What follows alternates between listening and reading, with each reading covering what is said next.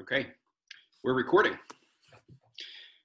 All right, well, good morning, everyone, and I want to say thank you to all of you, my colleagues, and to Chief Calerio, the Chief of Police of Lawrence Township, for joining us, and to anybody who may be watching this video for joining us for this important conversation this morning. I want to begin first by giving everyone a chance to introduce themselves. It's always hard to do this on Zoom because I know not everyone's screen looks the same. And so in an effort of being efficient at the risk of being redundant, I'm going to just sort of give you a call on you as you appear on my screen to introduce yourself. So we'll start with you, Chief. Good morning, everyone. My name is Brian Clergy. I'm the Chief of Police here in Lawrence Township. I've been the chief since about must have been October of 2018. I took over for the prior chief here in Lawrence Township. My name is Kyle Anderson. I'm one of the pastors on staff at the Presbyterian Church of Lawrenceville, and I have the fortunate privilege of being the convener of our Clergy of Lawrence Township group this year. Jeff, go ahead. I'm Jeff Vamus. I'm also one of the pastors at the Presbyterian Church of Lawrenceville. Art, you're still muted.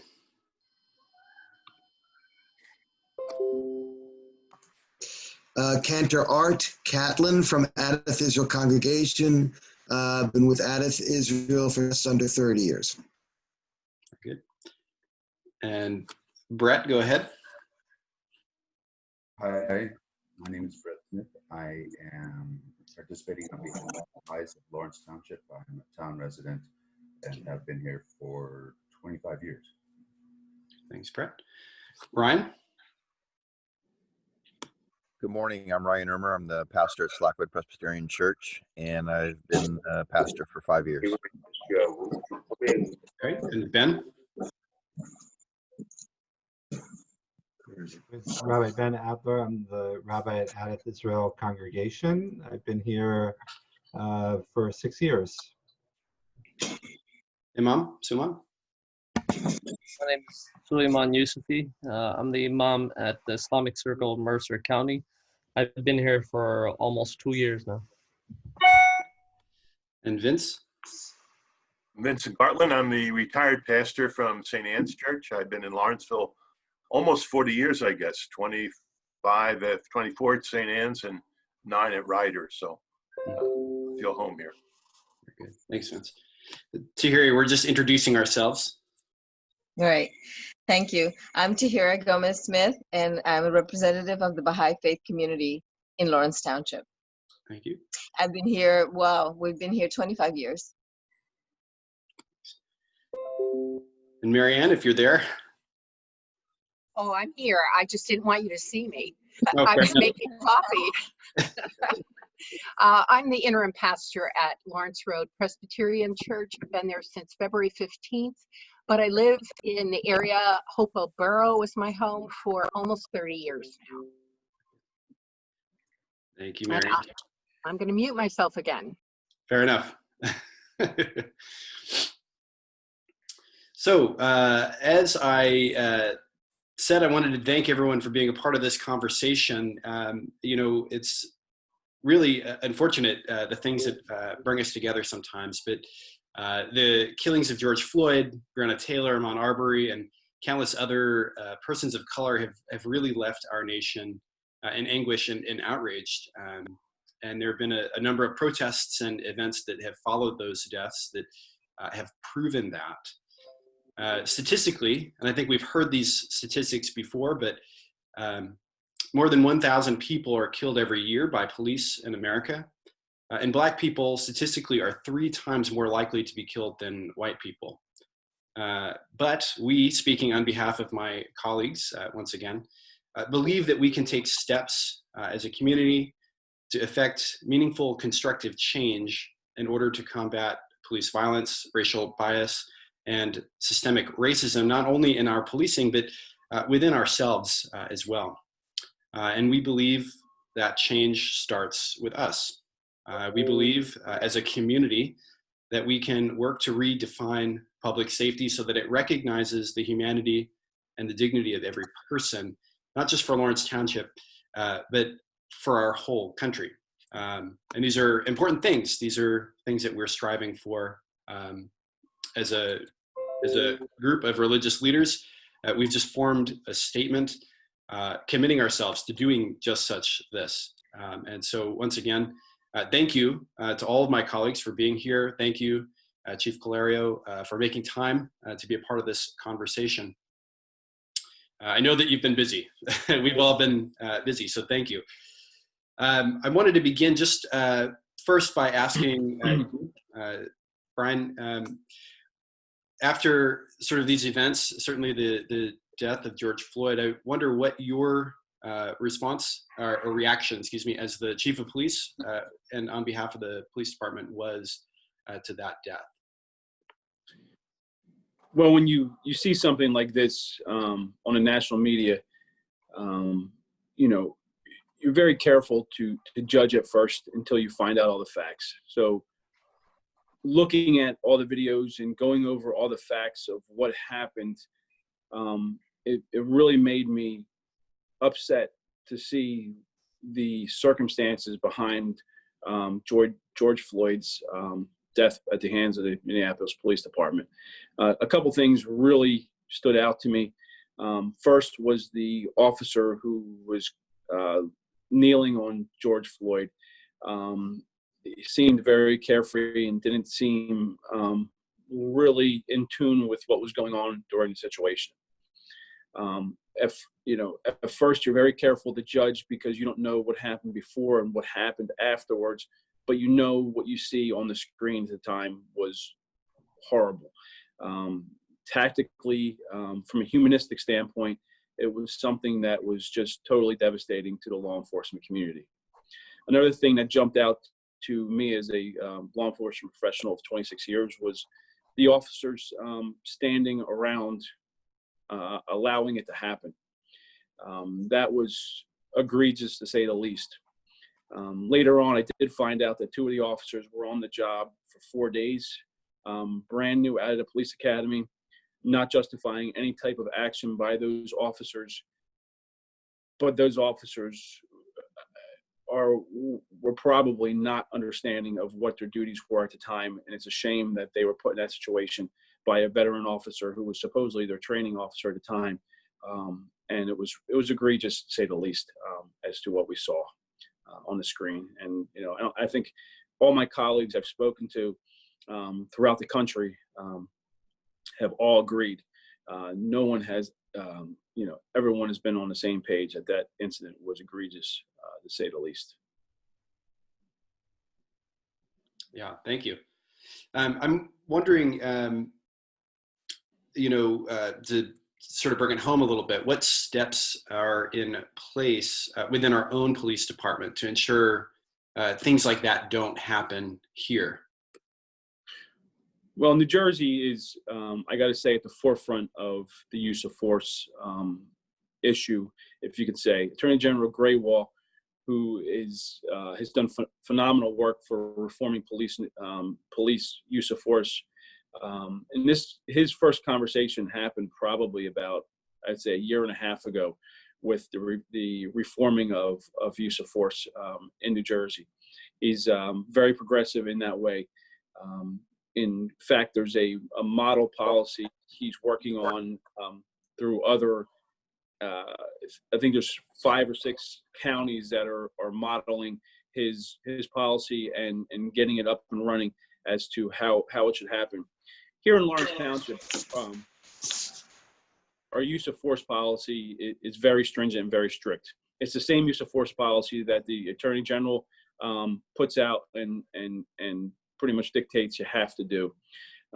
Also, you know, with in law enforcement, you know, your internal affairs policy also has to be very very tight and very stringent, because the internal affairs policy pretty much dictates the rules and regulations and how your officers react during certain situations, and how they're held accountable.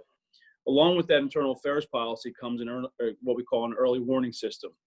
Attorney General Graywall put this early warning system into place in about a year and a half ago. And that early warning system, what it does is there's 12 triggering events, I believe, that officers go on to a triggering scale. And if they reach three different, have three different triggers within a 12-month period, they are now put on an early warning system, which is a watch system for behavior and modification of behavior and stringent behavior modification by direct supervisors as well as second-line supervisors in the police department. With all that being said, we've implemented body-worn cameras for the last, I think, since October of 2017. We've been working with body-worn cameras. Those cameras are reviewed by supervisors, randomly reviewed, interactions with citizens, interactions on traffic stops, and also on regular interactions with people. Those body-worn cameras are also are monitored and reviewed by supervisors to ensure the integrity of the officers and what they're doing. And we have any type of what we call a high-risk incident, like a use of force, like a vehicle pursuit. We also have a meaningful review system, which the supervisor fills out a form where they review the incident, and that incident is pushed up to the next line of supervision, which would be a lieutenant in the police department. That supervisor also reviews the incident, most likely through body camera and also through in-car camera. We have both. And then finally, it lands on my desk, and I review all use of force incidents as well as all complaints that are made against officers. So we have a really trifold way of monitoring officers' behavior and behavior modification in place to ensure the integrity of the process and that our officers are doing the correct thing on a daily basis. Good, thank you. Before we move on, I wanted to give a second. David Rowe just joined us. David, we had gone around and introduced ourselves, so I wanted to give you the same opportunity to introduce yourself and where you're from. Yeah, forgive my tardiness. I pastor Hope Presbyterian Church over on Denau Road at Federal City. All right. Thank you, David, for joining us. I have a follow-up question to what Brian had just shared, but I wanted to see if anybody else had any follow-up questions to what was just mentioned. Yeah, Jeff, go ahead. This may be your follow-up question, I don't know, but I applaud those systems and in place. One of the other things that seems to be effective in helping curb the kind of violence that we saw in Minneapolis is evidence-based de-escalation training. Have our police officers had that? Where do we stand on that? We had a good number of officers attend a 2-day training seminar put on by a use of force expert who was a prior chief, I think, up in Linden Police Department on de-escalation techniques and how to deal with what we call verbal judo, using words rather than having to use hands-on techniques. I went through the training myself. It was excellent training, and it really teaches you to try to use your constructive voice rather than putting your hands. And if you do have to go to anything more than the verbal judo, it talks about really being cognizant about how to to not escalate and de-escalate situations as soon as possible. And one thing I didn't mention also with our internal affairs policy in New Jersey, it states that anytime an officer sees another officer using excessive force in any way, shape, or form, that officer must immediately stop the officer who's using excessive force, or they're going to be held strictly liable for their non-action of doing that. So that's another extra, part of that use of force the policy that's very serious here in New Jersey. What are the chances that you might make that part of your training for all officers and on a regular basis? It's a good chance that I think you're going to see this not only in New Jersey, but throughout the country. The de-escalation training becoming something that's on our, probably mandated by each Attorney General's office to have officers trained in de-escalation techniques. So I would say that's highly likely that we're all going to be doing that. The Attorney General also, when he came in, instituted something called the Clear Institute. It's training we do. It's kind of like, I think he modeled it after the training that lawyers go through, like CLEU training that they're required to do on a yearly basis. Well, now law enforcement officers are required to do yearly training on specific topics. 1 year was dealing with the mentally ill population. I know this year I took a very good course on the Sikh religion, as well as also he made it mandated for also dealing with the transgender population as well. So he's very progressive in that way in setting up training for officers in New Jersey. And you're going to see de-escalation as being one of those mandatory trainings on a yearly basis that everyone's going to go through. And we here in New Jersey, we're mandated to do use of force training at least twice a year. So every 6 months, our officers go through a strict use of force review of the policy, review of all the procedures with use of force, as well as hands-on training for at least a 9-hour segment of our training during that 6-month period. Good, thank you. Before I call on Ryan, Brett, did you have your hand up earlier? I did. I think Jeff covered my questions. Thank you. Very good. Okay, Ryan, go ahead. Good morning. My question has to do with, we live in a country where we've got local, state, and federal, and you've talked about how, from your perspective at the state level, it seems like they're ahead of the curve, and all the things that you're doing at the local level. Can you talk to us about the 21st Century Task Force that was created kind of at the federal level from, I believe, around 2015, and how do you complement guidelines that are federal, state, local, and bring them together in order to make it work for our neighbors and our community here? President Obama, I think you're correct, in 2015 came up with this model of 21st century policing. He put together a task force of everybody from law enforcement officers to leaders throughout the country to deal with what he called the pillars of policing. And he came up with 6 of them. I don't have them in front of me, so I don't want to quote what exactly those 6 pillars were. I could pull them up. I know that when that happened, when those 6 pillars came up, all of them were dynamic and phenomenal in what they said. And I apologize. You're kind of Monday morning. You got me a little off guard with the exact every pillar that's in that section. I could pull it up real quick and go over each one if you'd like me to. But each one was implemented throughout the department in one way, shape, or form on dealing with the president, because they were very. The suggestions that were made by this task force were very rational, very well thought out, and it dealt a lot with professionalism in policing, de-escalation in policing, and also community policing and getting out in your communities and dealing with your communities in a positive way. And it was actually a very phenomenal job by this task force that really, I thought was a very good first step in reforming police conduct and police standards in the United States. Thank you. Yeah, Ben.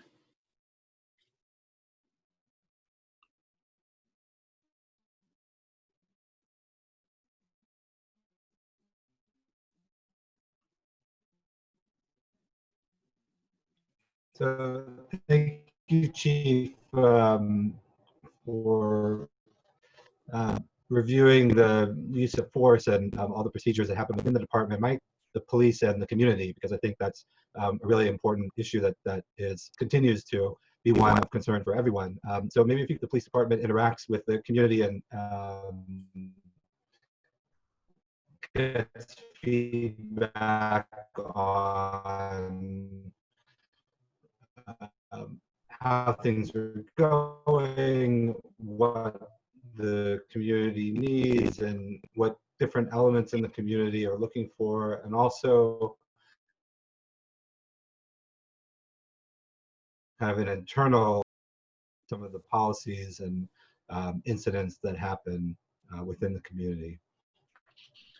I'll answer your first part first.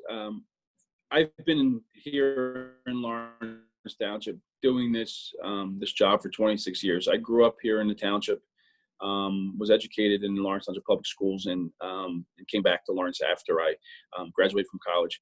This community holds very tight to my heart. I take seriously what happens in this community because it's someplace that that was good to me, and that's the reason why I came back in the first place, to give back to this community, something that gave to me. So, with that being said, starting I think 3 years into my position as a police officer, I was chosen as a what they call a community response officer. We've been very proactive in Lawrence Township with our community efforts for many, many, many years. We were well ahead of the curve in terms of community outreach, working with our citizens. Because we understand that we need the open dialogue. We need the the work, the partnership that we have with our community. Without that, you can't be successful as a law enforcement agency. In the past, it was probably, I want to say 15 years ago, we did run several citizens police academies where we opened up, I think it was like a 10-week cycle where we would instruct citizens on everything from use of force to community policing to the inner operations of the police department. It was like a 2-hour session once a week for 10 weeks. And that's something I think we could hopefully get back into. The reason why I think we stopped it was because of restraints with manpower and being able to provide that service with the limited resources we have in terms of officers that we have. But I think it's important to get back out and do things like that. In terms of the Citizen Review Board, that's something that needs to be looked at. Something that probably it's above my pay grade to make those decisions on that. But it's something to definitely investigate and look into to see, how we can integrate, this type of system within the police department. I think, this is a great first step. Speaking with our community leaders, I know when I took over as chief, the first thing I did was I reached out, to the township manager, and also I think I spoke to, I forget if it was Teresita or someone gave me the list of all of the cult members, and I wanted to reach out, and I think I reached out pretty quickly to be part of your organization, because I know that you guys and ladies have a very active part in the community, and you are, you're seen as leaders in your community and in your faith-based, organizations. And I understand how important it is to have those partnerships with you in time in good times, and also in troubling times like this, so we can have open dialogue and keep conversations going, so that everyone is on the same page, everyone's successful in what they do. I definitely believe in the community outreach and the community's input in the way we do our jobs. We need to be successful, and the only way we're successful is to have input from our community to tell us that we're doing what you expect us to do.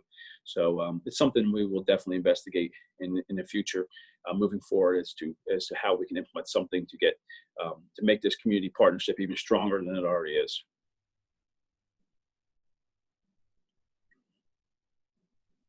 Yeah, Vince, go ahead. I have to make sure you're unmuted. I just have a comment and then a question. Certainly the comment, I think the few officers that I've spoken to since the incident really echoed somewhat the same thing that you said, Brian. So they're very concerned about that and their vocation, really.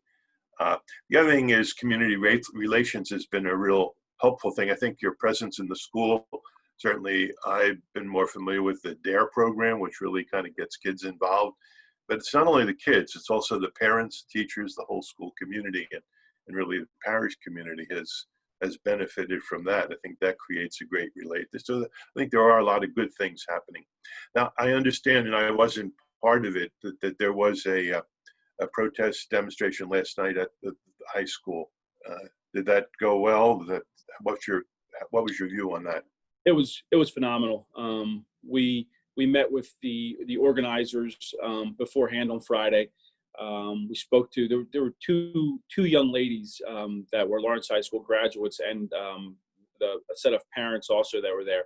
And we had a very great conversation as to kind of talking about how it was going to happen and what was going to happen. And we wanted to make sure everyone was on the same page, which it really was. There was a little bit of a diversion in terms of the route that was taken and other things, but we were able to. It was really more concerned about the safety of all the protesters and marchers and ralliers. We wanted to make sure everyone was safe, so we were able to cover all the side streets and make sure everyone was safe. With the unexpected change in the route that they took, but everything went very well. It was a very peaceful event. There was a lot of good messages, from what I understand, given. And we were really part of it, and really appreciated being part of that. In terms of I just want to go back to your point about the schools. When I took over as chief, also, I was very high on the idea of officers in schools. I felt as though for a while we took the police officers out of the schools, and our interaction with the schools was very limited. But I made it a priority, and I got both. Our juvenile detectives, David Burns and Ryan Dunn, back in the schools. We re-implemented the DARE program. We re-implemented all of the youth programs that we used to do with our kids. I do believe, like you said, we have to touch kids in a positive way at a young age. We have to, monitor with them, what they see in us, and form that positive relationship with the students. We've also successfully implemented the school resource officer program back at the high school. We're a full-time officer at the high school, and Officer Gerard, she does an excellent job in communicating with the students and the values and the feedback I get from the students with the positive interaction they have with Officer Gerard is phenomenal. We've also decided to implement what we call special law enforcement officers, or we call them SLEOs, in our middle school, in our intermediate school, and also our elementary schools. So now we have an officer there for not only safety and security, but also to interact in a positive way with the youth. Because in reality, they're the ones that are the future of the country. They're the ones who see us and judge us on a regular basis. And it's been really successful working with the youth. It's been a phenomenal thing. We also run a youth police academy in the summer, a 1-week youth police academy in the summer, where we have 25 students come in, and kind of much like the Citizen Police Academy, we give them a firsthand look at what police officers do. And and you have those positive interactions. You have question and answer sessions where you can talk to the students on a one-on-one basis, where and explain what we do and why we do, and clear up any misperceptions they have as to what our job is. And it's been really phenomenal in working with the youth, especially in the community.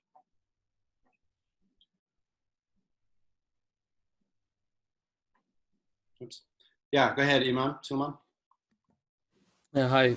So in Buffalo, New York, a close friend of mine, he was peacefully protesting. And there's a video actually on this where he's speaking to the news reporter.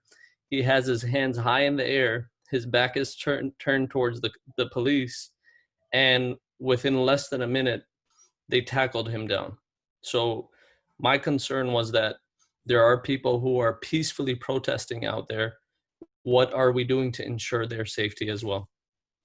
It starts really from the top on down. The Attorney General in the state of New Jersey, again, is very progressive.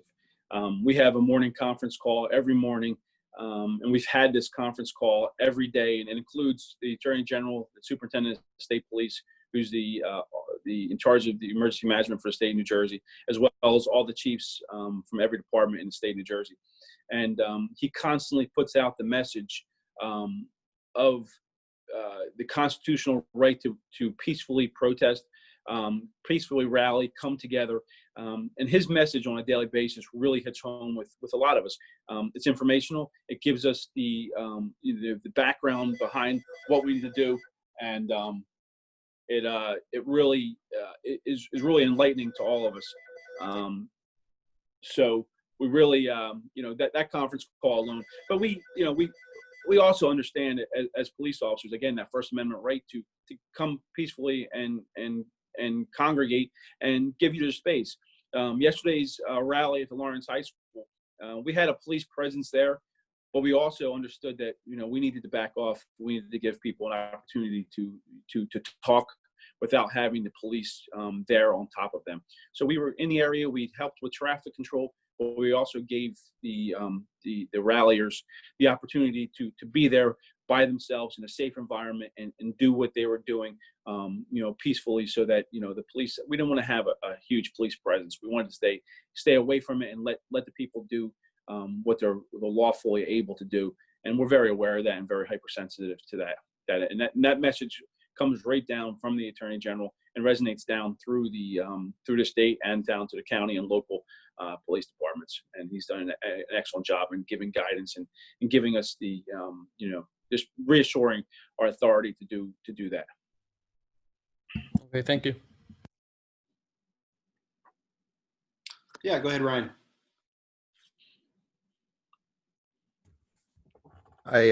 The word that you used to describe yesterday's event, phenomenal, I would concur as someone that was there, was those who organized, those thousands of our neighbors and community members that participated, but also the job that you and your department did, as you just described, made it a phenomenal event. And one that really bothers me is we do stand in solidarity with people that say Black Lives Matter, and then this is something that needs to change. And this false argument that then when people say Blue Lives Matter, all lives matter, to see that we can't stand in solidarity with every single group while acknowledging what each is going through.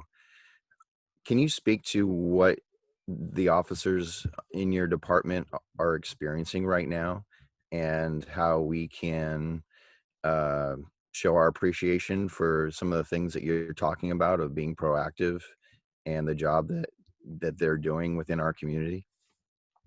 Sure. First, in the department, we preach to our officers professionalism. Professionalism is huge in partnerships and community relations within our officers and within our department is something that's ingrained in the culture.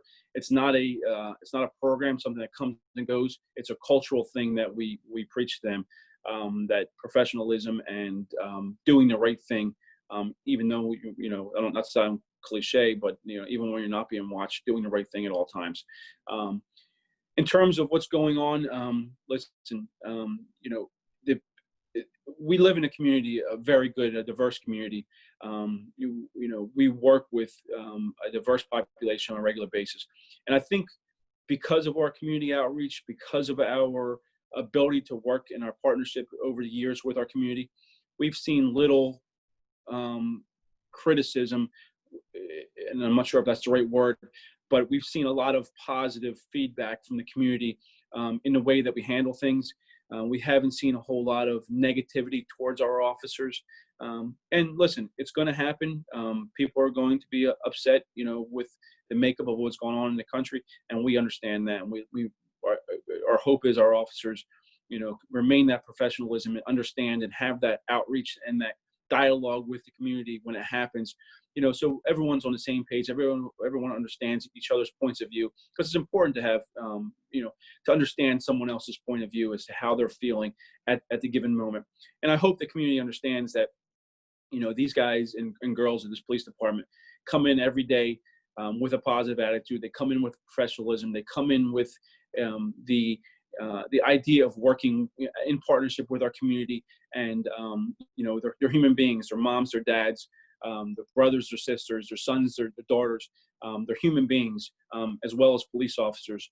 And what they do, to keep the community safe, is phenomenal. Because, with the whole COVID thing happening, and in times of trouble, we've seen our officers here in this department. I'm sure a lot of other departments throughout the country have seen the same thing. The officers really rise to the top and take the idea of community outreach, take the idea of being a police officer and protecting and serving professionally very seriously. And, we've really seen that here in our department as well, where our officers have really risen to the top and worked extra hours, haven't complained about anything going on around them. They come to work every day with a positive attitude, to reach our community in a positive way. And it all starts with, the first line officers on the road that go out every day and have the contacts with the people, whether it be on a traffic stop or whether it be a business contact, a citizen's contact, or just a call for service. But our officers have really, I got to say, they've risen to the top, and they've, it's been this way since I've been here. We stress this professionalism, and we really take community outreach and community policing and talking and outreaching to our communities very seriously. Very good. Lots of questions. I'm going to get Tahirian first. You've not had a chance to speak. Unmute. Okay. Thank you. It's great. One of the wonderful things that still gives me so much pride and so much happiness is that we have such a diverse community. When we moved here from Kentucky, it was such a breath of fresh air to see, the schools are very diverse, the community is very diverse. So, but one of the points that was raised yesterday during the gathering was in the schools, how many teachers did you have that look like you? That was one of the questions that was raised, and it just made me think, true. Fortunately, I haven't had a lot of interaction with our local police. All of them have been good. But I wonder if there's a dedicated effort to hire a diverse police force. I know we have lots of women, well, at least a few that I know. One of them was my neighbor. So, but I wonder if there's perhaps a conscious effort to hire and maintain diversity in our police force. That's a real great question. It's something that we strive to do all the time, is to diversify. We want our police force to look like our community. That's just the bottom line. We strive to definitely bring in that element that we have a very diverse police department. A few things kind of handcuff us in that respect. We're a civil service police department. So what happens is you're given a test, okay? The test for the officers, and then once they take the test, we're given a list of police candidates. Well, once you get that list of police candidates, they have what civil service calls a rule of three. You're only able to take the top 3 candidates for one position and choose one of the top 3. Other departments that are non-civil service can actually take who they want off of their police list. So they have a little bit more latitude in who they take off their list, where we're kind of handcuffed a little bit. But to counteract that a little bit, we do community outreach. We, within the schools, and that's a big part of having the officers in the schools, to be a positive role model for all the students, to see that everyone can be a police officer, whether it be a man or a woman, whether it be whatever nationality, whatever color, whatever creed you believe in. We want officers to reach out and be part of that with them. Our youth police academy is also a big part of that. We bring in students because we want them to see that the police department is diverse. We do work to get a department that represents the community that we serve. So we're doing outreach through colleges. Having Ryder right next to us, Mercer County Community College, also with the College of Jersey. We try to recruit from them. But in the same respect, we are a little bit handcuffed in the fact that we have to only choose from a very small segment of a list. But the key is getting the diverse population to take the test in the first place and get placed on that list so that we can hire them when the time and the opportunity comes. But we definitely are very hypersensitive. We definitely want a police force that's diversified and represents, you know, what our community looks like. You know, we're always striving to do that, no matter, you know, where we are now. I think we're pretty good in what we have on the police force, but we're always striving to make that better in any way we can. Art, you had your hand raised, and you're muted. Oh, there you go, unmuted. Thank you. I wanted to first offer a positive comment. Being in the community for many years, and I've always found the police force to be accessible and available, which I think was very important. And through Adath Israel, through the work there, it was very, again, throughout the years, it was very gratifying to have, just as an example, officers stop in, the K-9 unit would come in and would introduce themselves. They'll share how they can be helpful, enlisting from us what we could need from them so that they can improve their relations with us, dealing with also, let's say, other ways that we could be for emergencies, communication, what could be done in case of an emergency, how would we contact them, what would be the process. And my question is, in these very difficult times, is there also a desire and an interest in continuing that kind of interpersonal, I guess, outreach with a situation where there's many more demands? 100%, yes. There's always the, you know, again, it's ingrained in the culture of our department for that community outreach. We've been doing it since I started here 26 years ago. We're very community oriented. We want our officers to be out there. We want officers to be visible. We want our officers to stop and talk to people and be helpful in any way they can. You know, personally, on a personal level, I know I've been, you know, I've interacted with you know, Adath Israel on a regular basis in terms of your grant program. You know, that Thanksgiving service that I attended this year was the first that I was able to come to, that I was invited to, and that was phenomenal. Being with all of you in the same room, sharing the same desire to, you know, to make things good. And it was really moving to me that night that we all came together in that service.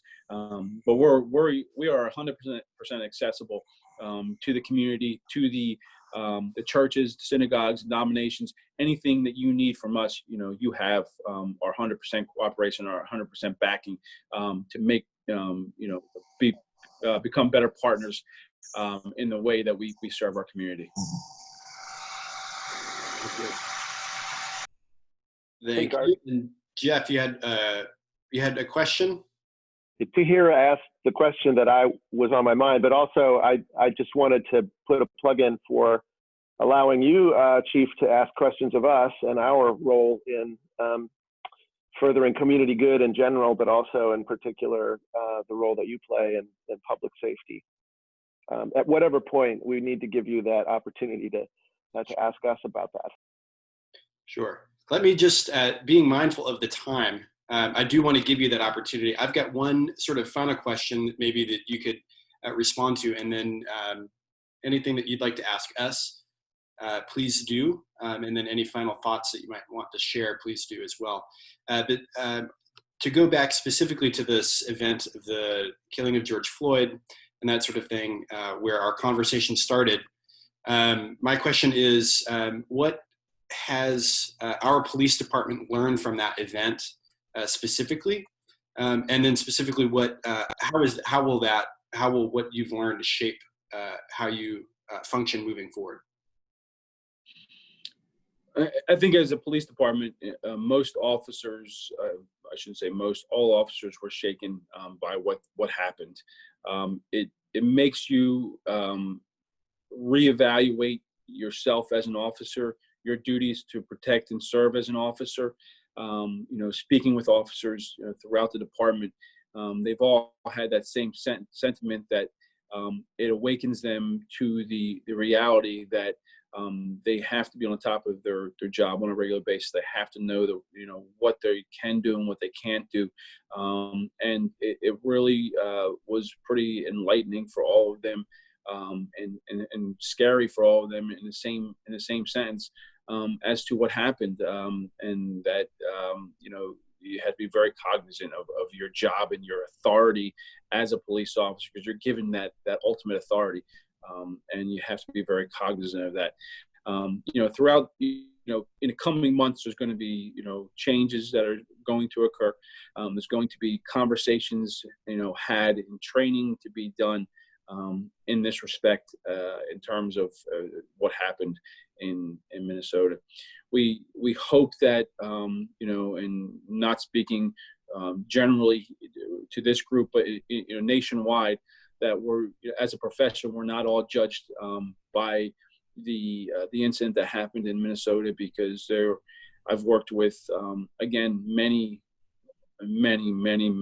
officers, not only here in Lawrence Township, throughout the county, and throughout the world, because I had the opportunity to go down to Quantico, Virginia, for 10 weeks back in the last spring, and attend the FBI National Academy, which is a national, international, I should say, training for law enforcement professionals. And a lot of the conversations we had were just like we were talking today.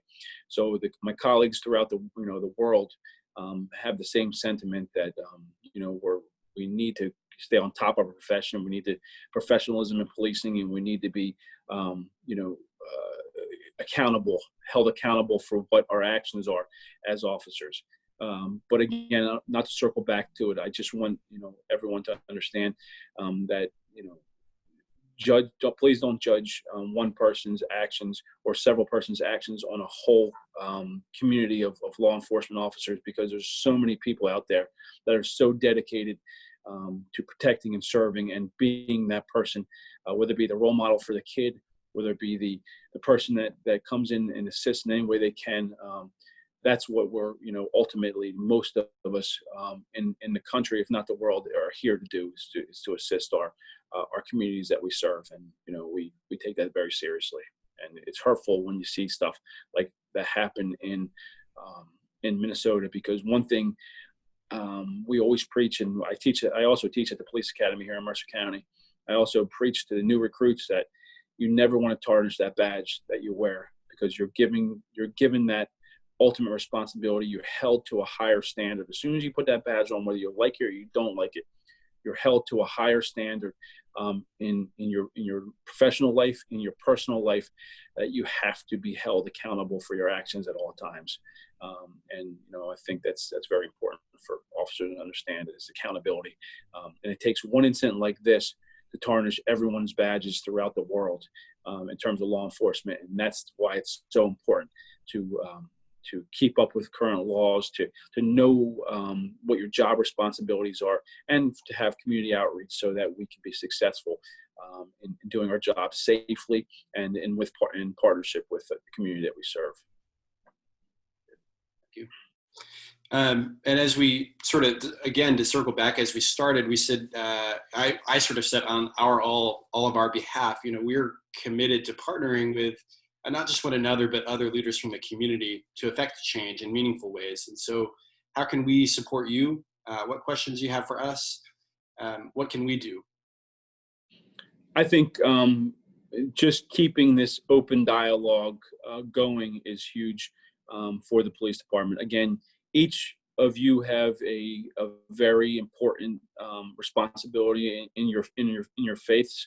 A lot of people in your congregations look up to you as leaders in the community, and we need to have the open dialogue as to how your parishioners, how your congregation's feeling, and keep this open dialogue going, so that as a police department, we're understanding how your congregation and the people that you serve are feeling about us, so that we can, we'll always strive to be better. We're never settle for second best. We want to be the best that we can do in our profession. So this open dialogue is a huge part of being able to to keep things in perspective, and keep things holding us accountable as a police department in our community. And the relationship I had with all of you guys has been phenomenal, and I really appreciate in keeping me involved with this, because it's something that's important to me. It's important to the department, and it's important to everyone as a whole, I believe, to do so.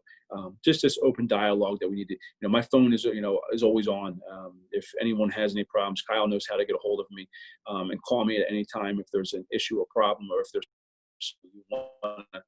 you want us to assist with. We'll try our best to get out and do whatever we can do to help you in any way we can. So I think that this is a very important first step in moving everyone forward in a positive direction. At the risk of opening this back up, are there any final thoughts, comments that anyone would like to share? Yeah, go ahead, Art. I basically want to say thank you for your service. Thank you for your devotion to our community. Thank you for your leadership and direction and insight. It's very comforting. Thank you. Thank you. And Ryan, go ahead. I would agree. And just saying that, each and every one of us as leaders, we have things that we are working on. We have blind spots. We have things that we need to improve on. And I appreciate the fact that you shared with us all the things that you are working on, that you have already done, the things that you're going to be looking into to try to improve, because none of us is perfect and we can all get better. And I appreciate your willingness to just make what you as a department are doing and just make it even better, and to be able to communicate with us as to how we can support one another. And again, like I said before, I can't do that without you guys. I can't do that without your input. And I can't do that without your partnership. So that's very important to me. Thanks. Thank you. All right. Well, I will say, we're at the crossroads of some really strange and difficult times in our community and in our country. And I, speaking personally, wholeheartedly believe the way forward is to do it together. And so I want to express my sincere gratitude to all of you, my colleagues, as well as to you, Brian, for being a part of this conversation. It's an important conversation that I hope is the beginning of other conversations as we move forward. So thank you. Thank you to everybody for being a part of this conversation. Thanks for having me. Thank you.